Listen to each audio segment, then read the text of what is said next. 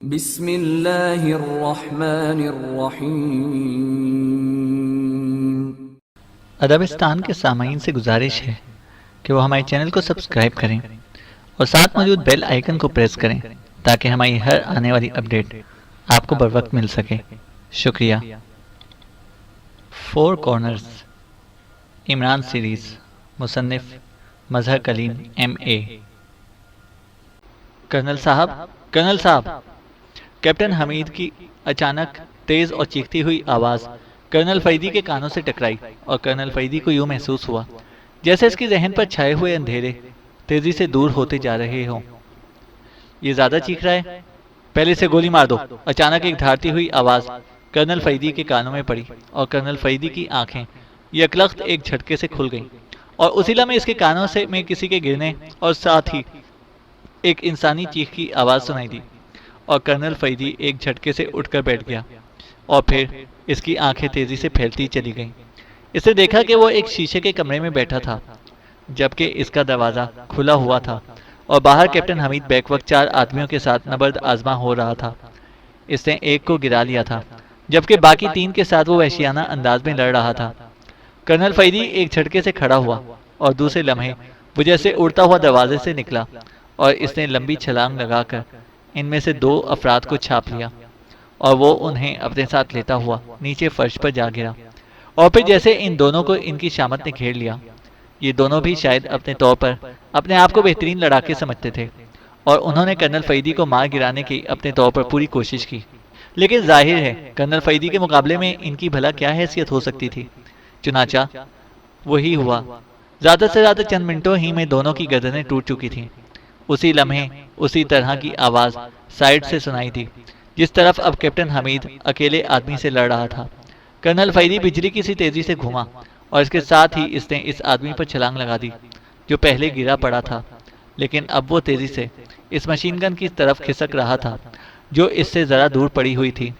Colonel Faridi فضا میں اچھلتا ہوا جب نیچے گرا تو اس کے دونوں جڑے ہوئے پیر اس آدمی کے سینے پر پڑے اور اس طرح پڑے کہ پہلو کے بل مڑ کر کھسکتا ہوا وہ آدمی پیروں کے بوجھ سے پہلے سیدھا ہوا اور پھر اس کا جسم ایک بار زوردار انداز میں پھڑکا اور پھر ساکت ہو گیا۔ اس کے منہ اور ناک سے خون کے فوارے ابل پڑے تھے اور کرنل فریدی اچھل کر واپس فرش پر کھڑا ہو گیا۔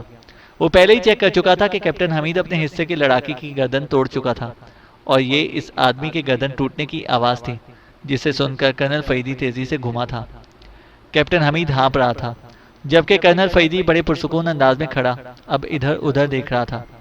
یہ ایک بڑا سا ہال نما کمرہ تھا جس کی ایک سائیڈ پر وہ شیشے کا کیبن تھا۔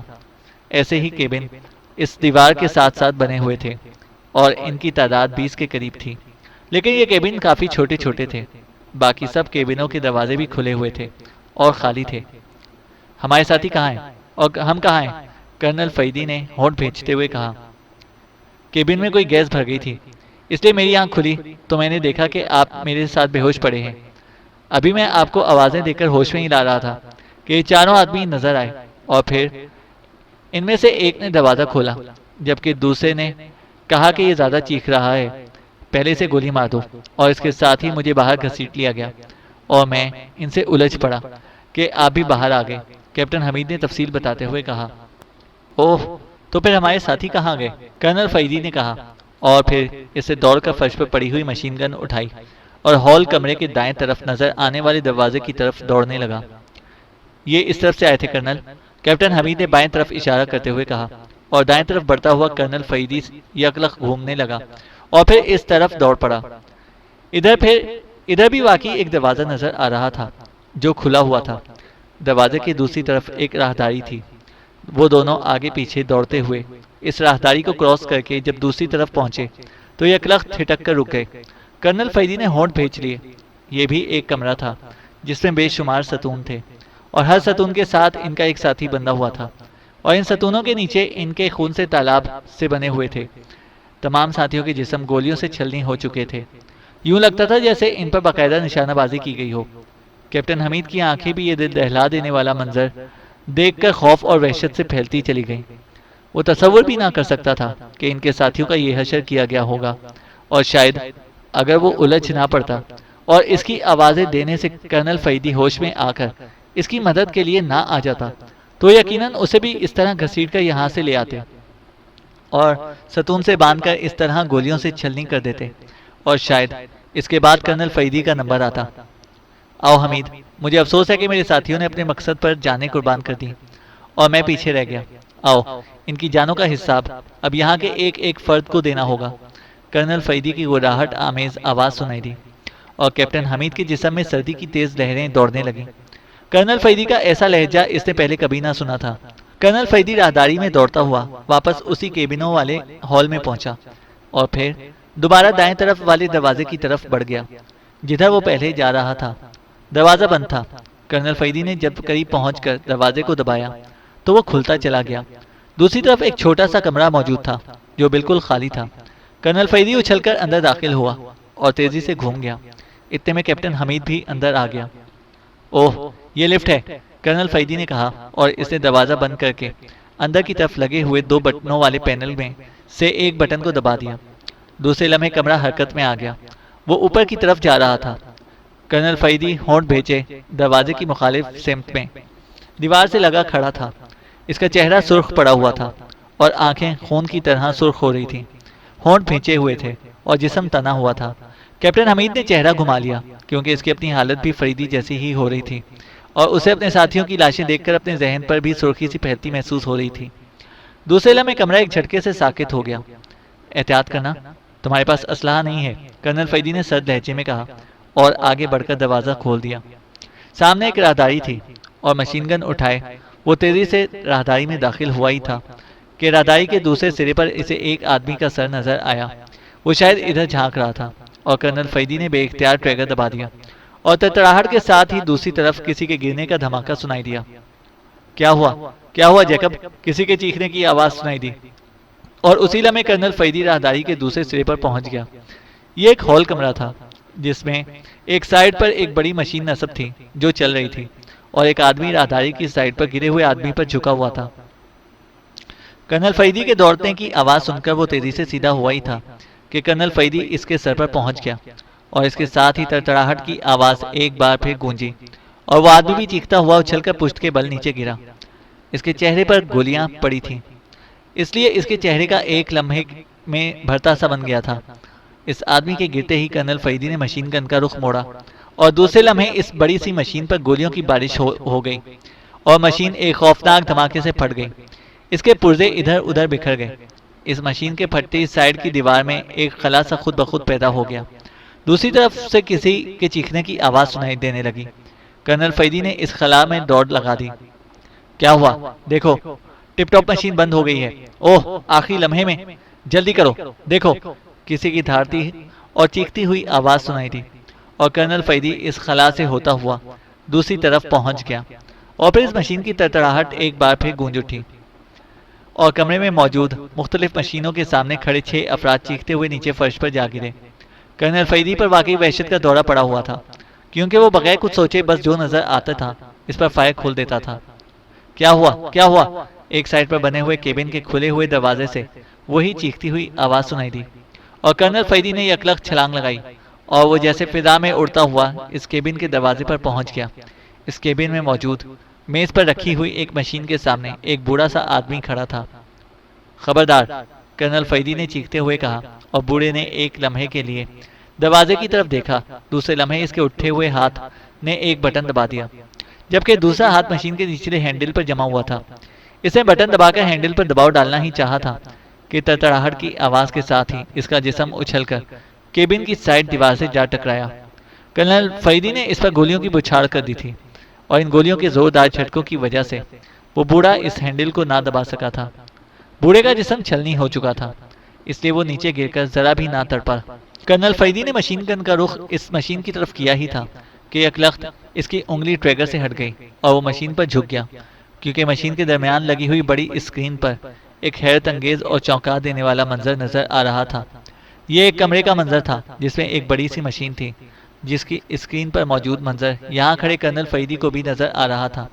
اس اسکرین پر 3 دیو ہیکل میزائل نظر آ رہے تھے جن کے نیچے تیز روشنی پھیلی ہوئی تھی اور اسی لمحے کرنل فیدی کو ان میں سے ایک میزائل پر نیدرلینڈ کا نام نظر آ گیا اور اس نے بے اختیار ہونٹ بھینچ لیے۔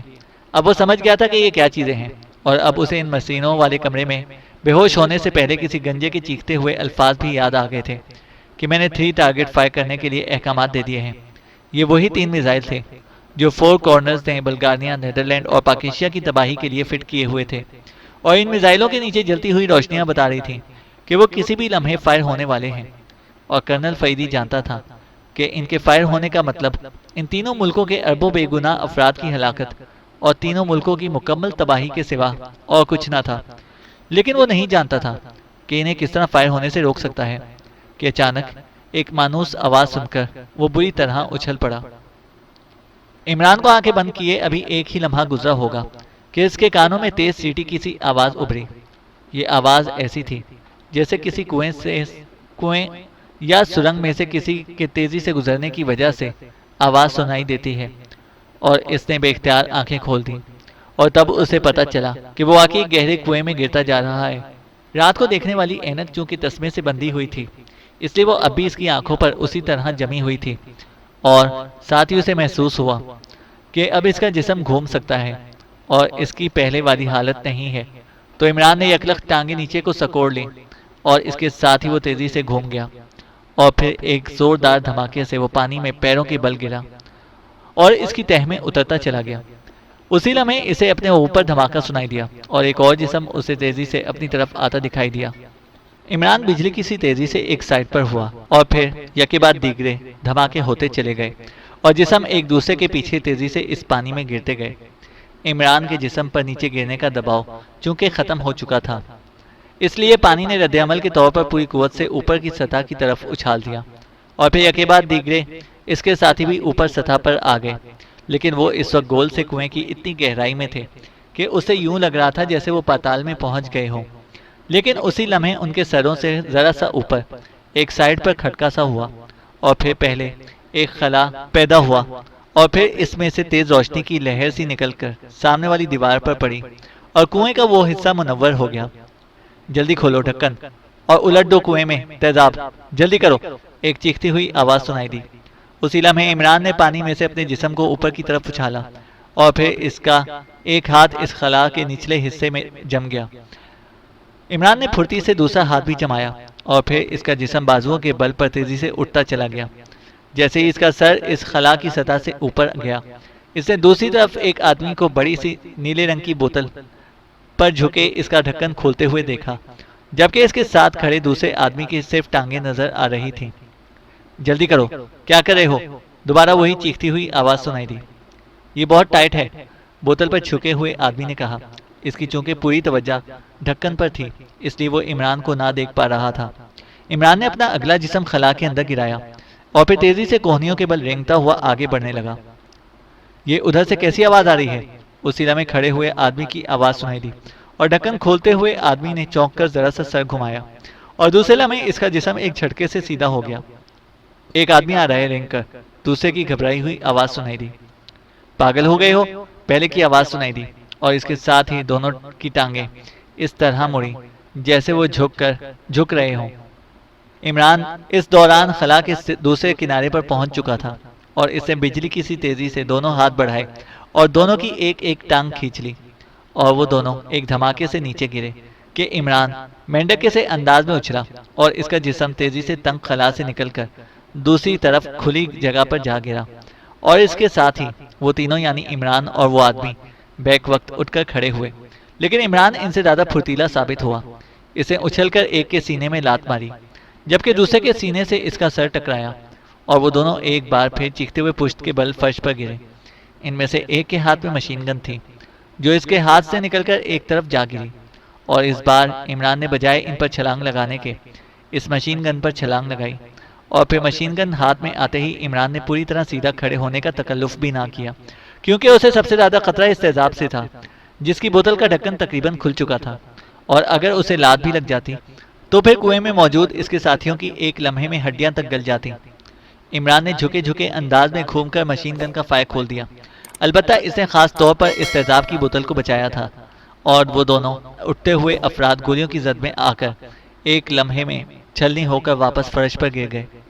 اسی لمحے صفدر بھی رینگتا ہوا اس خلا سے باہر آ گیا اور عمران نے جھپٹ کر سب سے پہلے اس تیزاب کی بوتل کو پکڑ کر ایک طرف رکھ دیا اور پھر اس سے تیزی سے اس کا ڈھکن واپس بند کرنا شروع کر دیا۔ صفدر نے باہر آ کر حیرت سے ادھر ادھر دیکھا اور پھر اس نے خلا کے ساتھ والی دیوار کے سارے کھڑی مشین گن اٹھا لی۔ باقی ساتھیوں کو بلاؤ جلدی، اس ڈھکن نے ناک کھل کر ہماری جانیں بچا لی، ورنہ اب تک ہماری ہڈیاں بھی گل چکی ہوتی۔ عمران نے ہونٹ کاٹتے ہوئے کہا۔ وہ آ رہے ہیں، آپ نے باہر نکلنے کا راستہ خود ہی تو تجویز کر دیا ہے، صفدر نے مسکراتے ہوئے کہا، اور پھر واقعی ایک ایک کر کے اس کے سارے ساتھی اس خلا سے رینگتے ہوئے باہر آ گئے۔ آؤ، انہوں نے تو اپنے طور پر ہمیں یقینی موت مارنے کا چارہ کیا تھا، لیکن بات الٹ گئی اور ہم ان کے اڈے میں اس طرح داخل ہونے میں کامیاب ہو گئے، عمران نے کہا، اور تیزی سے ایک دروازے کی طرف بڑھ گیا جو اس بڑے کمرے کا اکلوتا دروازہ تھا۔ اس دروازے کی دوسری طرف راہداری تھی جو آگے جا کر گھوم جاتی تھی۔ احتیاط سے، چلنے کی آواز نہ ابھرے، عمران نے سرگوشی کرتے ہوئے کہا، اور پھر وہ سب اس تنگ سی راہداری میں پنجوں کے بل ایک دوسرے کے پیچھے چلتے ہوئے آگے بڑھتے گئے۔ راہداری جہاں جا کر گھوم رہی تھی وہاں پہنچ کر عمران رک گیا۔ دوسری طرف مشینوں کے چلنے اور باتیں کرنے کی آوازیں سنائی دے رہی تھیں۔ یہ باس 3 ٹارگٹ کا فائنل فائر کوشن کیوں نہیں دے رہا؟ مین سیکشن سے بات کرو جوڈی، اچانک ایک چیختی ہوئی آواز سنائی دی۔ باس جوڈی، ان لوگوں کو کنویں میں تیزاب ڈال کر ہلاک کرنے کیا ہوا ہے؟ ایک اور آواز سنائی دی۔ اوہ نانسنس، اس کی پیٹر کے ساتھ جانے کی کیا تک تھی؟ اکیلا پیٹر تیزاب کی بوتل کا ڈھکن نہ کھول سکتا تھا کیا؟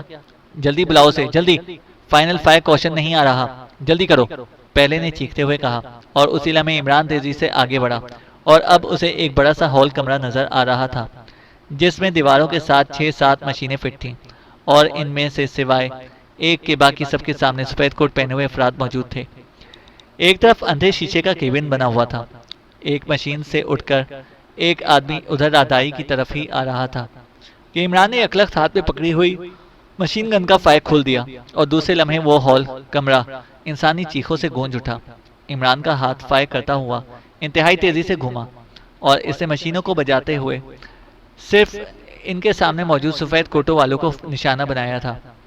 کیا ہوا؟ کیا ہوا؟ اچانک کیبن کے دروازے سے ایک ادھیڑ عمر چیختا ہوا باہر نکلا، اور اسی لمحے عمران نے ٹریگر دبا دیا اور وہ لٹو کی طرح گھومتا ہوا وہیں دروازے میں ہی ڈھیر ہو گیا۔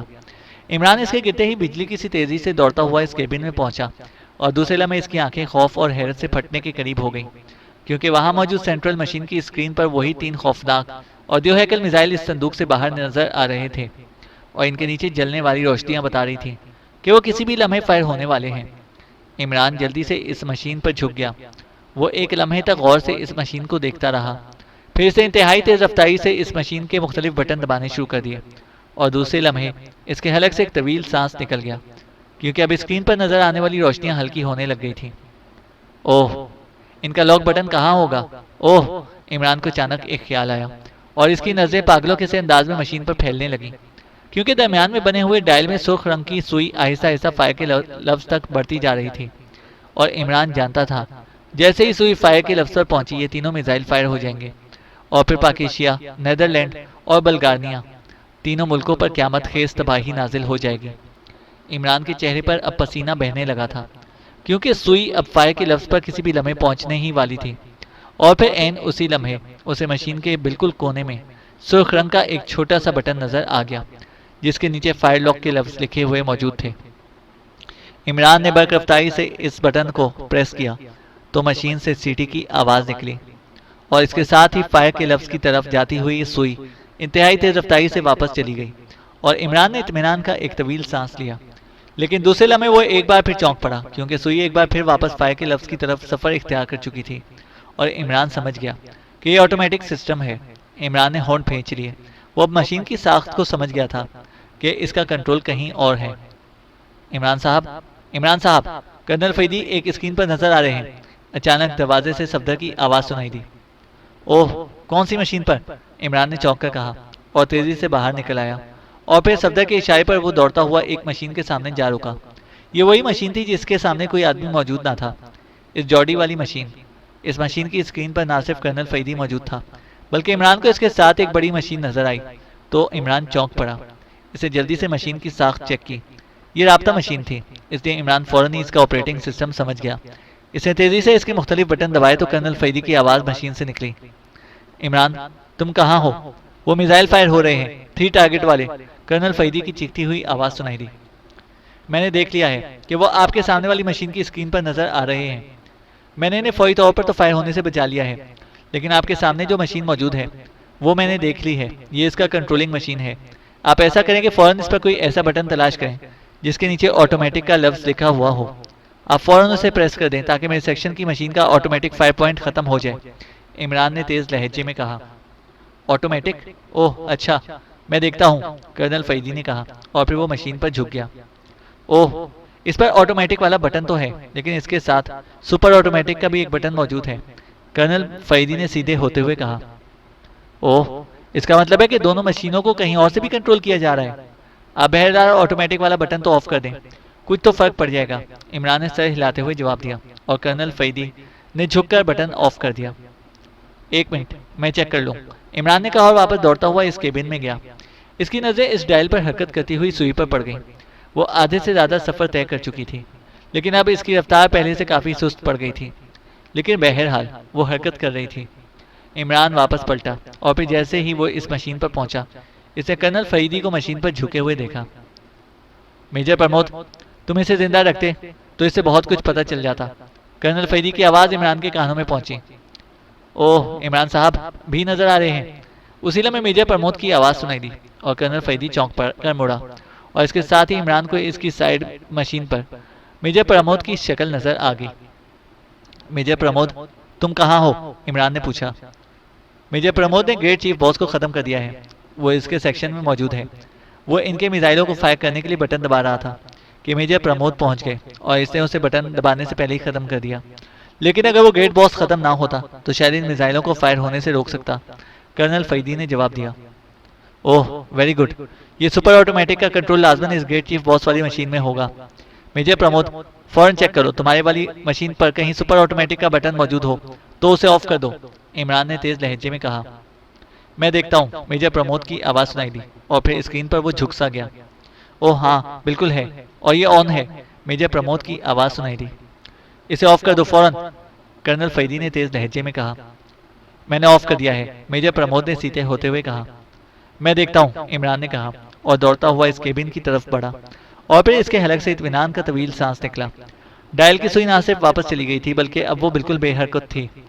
اب اسے بند کر دینا چاہیے تاکہ یہ خطرہ ختم ہو جائے، عمران نے بڑبڑاتے ہوئے کہا، اور اس کے ساتھ ہی اس نے مشین کو باقاعدہ آپریٹ کرنا شروع کر دیا۔ چند لمحوں بعد میزائلوں کے نیچے جلنے والی روشنیاں نہ صرف ختم ہو گئیں بلکہ وہ بند بھی ہو کر اس لوہے کے صندوق میں واپس اترنا شروع ہو گئے۔ عمران نے مشین آف کی اور پھر واپس لنکنگ مشین کی طرف آیا۔ اب کرنل فیدی کے چہرے سے بھی اطمینان کے آثار نمایاں طور پر نظر آ رہے تھے۔ میجر پرمود مین سیکشن میں ہے، اب 4 کارنرز کی مکمل تباہی وہیں سے شروع ہونی چاہیے، عمران نے کہا۔ میں سن رہا ہوں عمران صاحب، آپ کی بات۔ ہمارے ملکوں کی تباہی تو فوری طور پر رک گئی ہے، لیکن یہ سینٹر میرے خیال میں بہت وسیع و عریض ہے، اسے مکمل طور پر تباہ ہونا چاہیے، میجر پرمود کی آواز سنائی دی۔ میجر پرمود، تم مین سیکشن میں ہو، گریٹ چیف باس کے دفتر میں۔ یقیناً نہ صرف اس سینٹر کے متعلق پوری تفصیلات کی فائلیں موجود ہوں گی بلکہ پوری تنظیم کے متعلق بھی مواد موجود ہوگا، تم اسے تلاش کرو فوراً، کرنل فیدی نے کہا۔ ٹھیک ہے، میں اور توفیق اسے تلاش کرتے ہیں، میجر پرمود نے کہا، اور اس کے ساتھ ہی اس کی شکل اسکرین پر سے ہٹ گئی۔ وسیع و عریض رقبے میں پھیلی ہوئی ٹاساکا پہاڑیوں پر اب رات کا اندھیرا ختم ہو کر دن کے اجالے کی ہلکی ہلکی روشنی پھیلتی جا رہی تھی کہ ایک پہاڑی میں گڑگڑاہٹ کی تیز آواز ابھری، اور اس کے ساتھ ہی پہاڑی کے درمیان سے 2 حصوں میں تقسیم ہو کر سائیڈوں میں ہٹ گئی، اور درمیان میں پیدا ہونے والے خلا سے ایک بڑا ٹرانسپورٹ نما ہیلی کاپٹر تیزی سے بلند ہوتا نظر آیا۔ ہیلی کاپٹر اس خلا سے نکل کر فضا میں بلند ہوتا گیا تھا، اور کافی بلندی پر پہنچ کرنے کے بعد وہ تیزی سے مشرق کی سمت میں گھوما اور آگے بڑھتا چلا گیا۔ کیا خیال ہے، اب فائر کر دیا جائے؟ پائلٹ سیٹ پر بیٹھے ہوئے میجر پرمود نے ساتھ بیٹھے ہوئے کرنل فیدی سے مخاطب ہو کر کہا۔ نہیں، جب تک ہیلی کاپٹر دور نہ پہنچ جائے فائر مت کرنا، کرنل فیدی نے فوراً ہی جواب دیا۔ آپ بے فکر رہیں کرنل فیدی صاحب، آپ کے ہیلی کاپٹر کو کوئی پتھر نہ لگے گا، پچھلی نشست پر نیم دراز عمران نے مسکراتے ہوئے کہا۔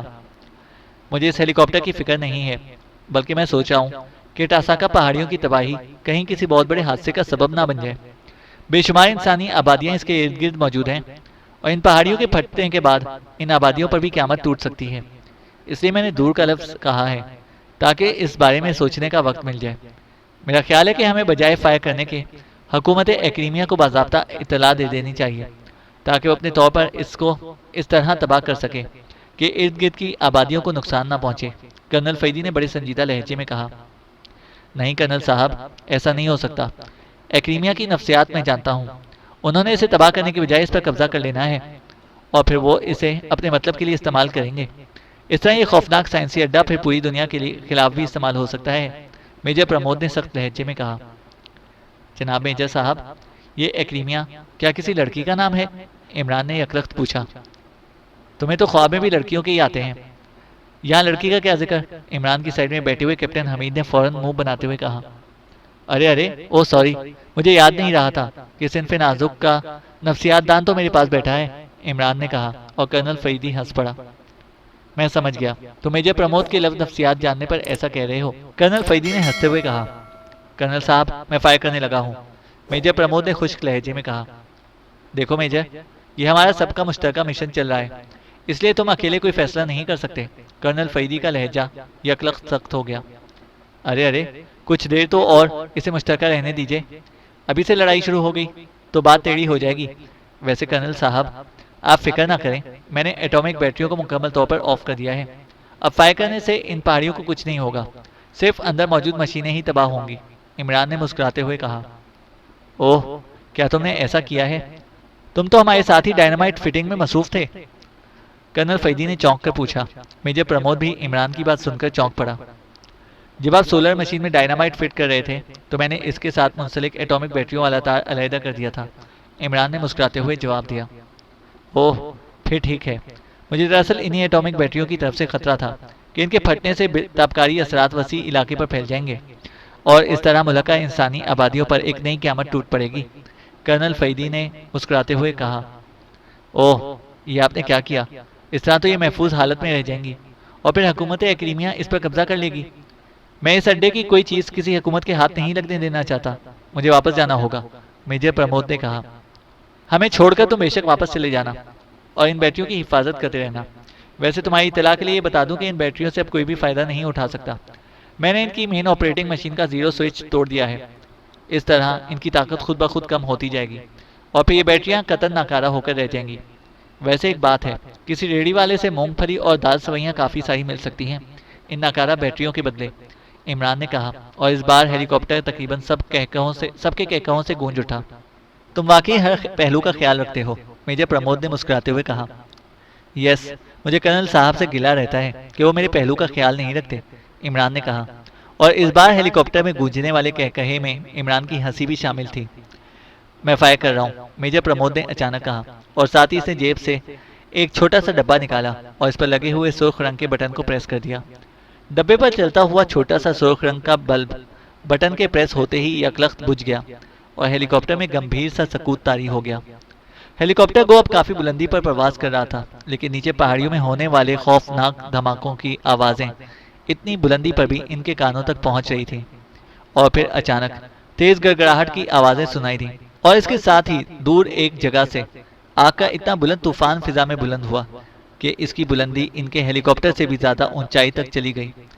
اس آگ کے طوفان میں نیلے رنگ کے دائرے سے گھوم رہے تھے۔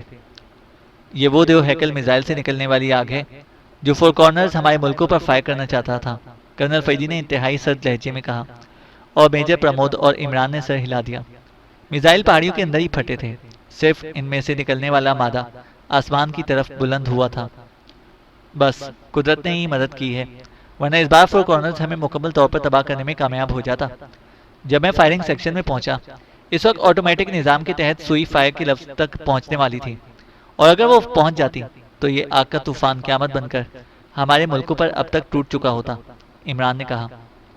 اصل میں اس بار واقعی عجیب بات ہوئی ہے کہ ہم تینوں علیحدہ علیحدہ سیکشنوں میں بروقت پہنچے ہیں۔ اگر ہمیں سے ایک پارٹی بھی نہ ہوتی یا بروقت نہ پہنچتی تو فور کارنرز ہمارے ملکوں کی تباہی کے مشن میں کامیاب ہو جاتا۔ میجر پرمود جب پہنچا تو گریٹ چیف باس وہ آپریٹنگ بٹن دبا دیتا تو پھر خود بخود یہ میزائل فائر ہو جاتے۔ میجر پرمود نے اسے روکا۔ میں جب پہنچا تو وہ بوڑھا مشین میں موجود سرخ رنگ کا ہینڈل کا دبا رہا تھا، اور وہ ہینڈل دب جاتا تو سیکنڈ آپریشن کے طور پر میزائل فائر ہو جاتے، اور جب عمران پہنچا تو آٹومیٹک سسٹم کے تحت میزائل فائر ہونے والے تھے۔ कर्नल फैदी ने मुस्कुराते हुए कहा। और इस बार मेजर प्रमोद और इमरान दोनों ने बैक वक्त इस बात में सर हिला दिया। वाकई ये एक ऐसा मिशन साबित हुआ था कि जिसका क्रेडिट किसी एक पार्टी को ना दिया जा सकता था। ये तीनों अजीम जासूसों का दर हकीकत मुश्तरका मिशन साबित हुआ था। लेकिन ये बता दूं कि बस ये मुश्तरका वाला लफ्ज़ यहीं तक महदूद रहना चाहिए। अलबत्ता आप दोनों गवाह ज़रूर बन सकते हैं। निकाह ख्वाह मैं खुद ही ढूंढ लूँगा। अरे हाँ, ढूंढने की क्या ज़रूरत है, अपने कैप्टन हमीद जो मौजूद हैं। सुना है छुआरे खाने के चस्के में पूरे शहर के निकाह पढ़ाते रहते हैं, इमरान ने कहा। और एक बार फिर हेलीकॉप्टर गूंज उठा। तुम मुंह धो के रखो, निकाह शरीफ लोगों के होते हैं, कैप्टन हमीद ने मुंह बनाते हुए कहा। अच्छा, तभी अपने कर्नल साहब अभी तक कुंवारे हैं, इमरान ने कहा। और इस बार इस कदर जोरदार कहे लगे कि हेलीकॉप्टर गूंजने लगा और कैप्टन हमीद से और तो कुछ ना बन सका, वो आंखें निकालता ही रह गया। अब क्या प्रोग्राम है? मेरे ख्याल में आबादी आ गई है, हम सबको किसी पॉइंट पर अलहदा हो जाना चाहिए, मेजर प्रमोद ने कहा। मुझे और मेरे साथियों को तो आप जल्द ही उतार दें। सुना है कि अजली कुंवारों की सोहबत में ज़्यादा देर बैठने से आदमी जल्द बूढ़ा हो जाता है और बूढ़ों की शादी नहीं होती।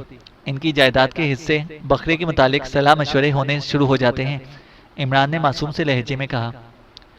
तुम्हारे दिमाग पर तो बस शादी का भूत सवार हो गया है, अब कर ही लो शादी, कर्नल फैदी ने मुस्कुराते हुए कहा।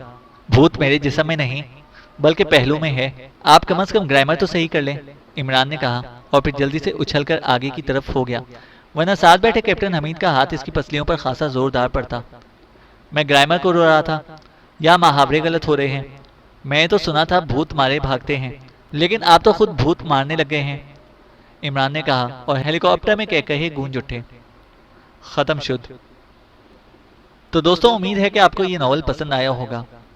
हमें अपनी राय से आगाह करें और कमेंट सेक्शन में अपनी राय का इजहार करें और इस चैनल को सब्सक्राइब करें और इस नावल को अपने दोस्तों के साथ ज़रूर शेयर करें। शुक्रिया।